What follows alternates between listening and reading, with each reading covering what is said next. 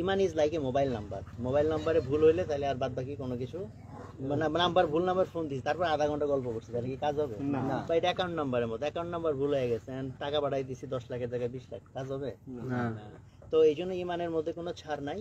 ইমানের understanding is very important. যদিও majority মানুষ আমরা আজকে আধুনিক শিরক ব্যাপারটা বুঝি না, আধুনিক ইমানের সাথে সেকুলারিজমের সংঘাত আমরা বুঝি না। তো এটা একটা ইম্পর্টেন্ট জায়গা, যে কারণে আমাদের প্রচুর মানুষ আছে আমরা ইমান হারাই ফেলছি, বাট আমরা জানি না যে আমরা ইমান হারাই ফেলছি।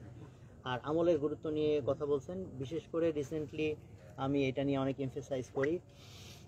একটা সময় আমি প্রচুর বই সাজেস্ট করতাম মানুষকে। তা আমার কাছে রিসেন্ট টাইম মনে হচ্ছে ইলমের ব্যাপারটা একটা ফিতনা হয়ে গেছে অনেকের ক্ষেত্রে। একটা হচ্ছে আমি যদি আলেম হওয়ার জন্য টার্গেট, একটা হচ্ছে বেসিক ইলম, এটা তো ফরজ, সেটা তো সবার লাগবেই, যে বেসিক ইলমটা আমার লাগবেই, সেটা নিয়ে তো কোনো কথা নাই।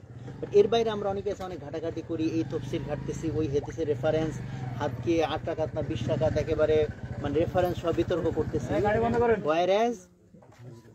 ওয়াইরাজ আমার বেসিক যে ফরজিয়াত ইলম সেটা আমার নাই। আর আমি যদি আলেম হওয়ার এফোর্ট দিতে চাই, এটা একটা সিরিয়াস এফোর্ট, এটা ক্যাজুয়াল এফোর্টে হবে না।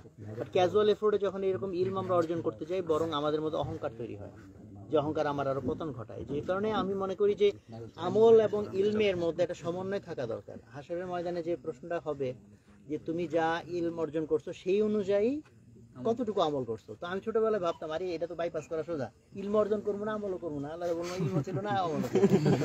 কারণ ইলম যদি বেশি হয় তাহলে তো ধরা খেয়ে যাবো না যে ইলম এত হয়েছে আমল কেন কম হয়েছে।